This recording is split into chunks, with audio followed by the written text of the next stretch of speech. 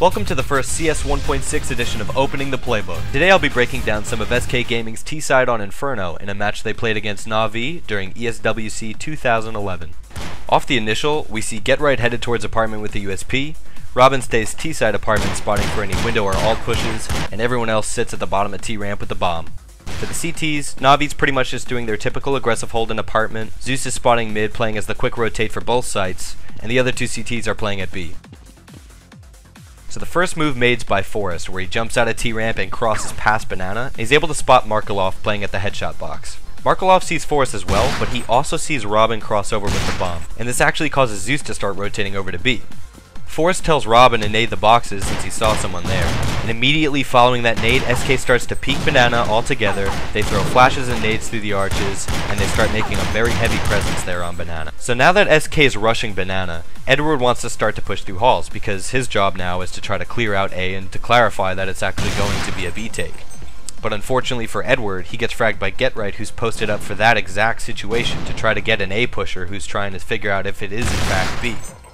Since Edward gets fragged, Zeus starts to rotate back over to A, so that's what makes it so easy for SK to rush B at this point. Getting a frag in halls forced Na'Vi to spread their 4 players out in a 2-2 across the map, making it a 4v2 at B. So basically, getting picks and selling fakes are the 2 best things you can do for yourself to create openings for your team as a terrorist.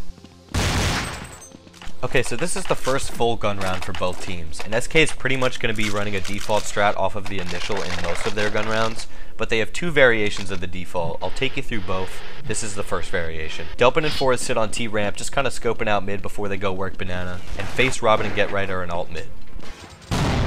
Markelov is jiggle peeking down Banana since he's alone at B, but Forrest is able to dink him through the wall and actually get the frag as well. Immediately following the frag, Forrest and Robin rush B as a fake. This causes Na'Vi to rotate 2 guys over to B. Now SK knows that they forced Na'Vi to make some kind of rotation to B, so GetRight and Delpin execute at mid, where they trade the frag onto Zeus. While that's happening, Face is working out of apartments and he gets the frag on the defender there as well. So this opens up the A-bomb site completely, leaving the only other CT defenders near B. The icing on the cake is that SK continues to chase and they get both of Na'Vi's guns down. This is huge because one of the guns was an AWP and one of the frags was after the bomb exploded, so this really hurt Na'Vi's money and they were forced to save next round. This is the second full gun round for both teams, and this is where SK runs their second variation of the default strat we just went over.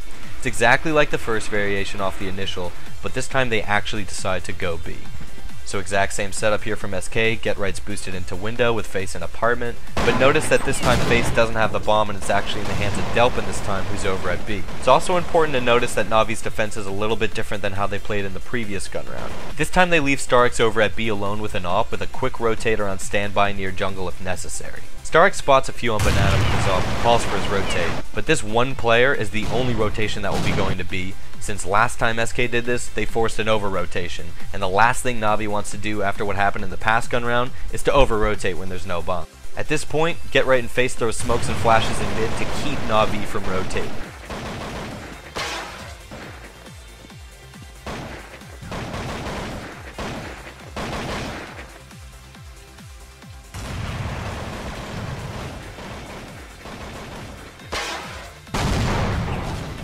Na'Vi already had incentive not to rotate because they had been over-rotating in previous rounds, but now they're almost forced not to rotate to B since there was a presence made at A. They kind of have to stay at A because there are flashes and smokes coming in there, they're not sure what's going on, but they know that there's at least one person at A, so they can't just rotate.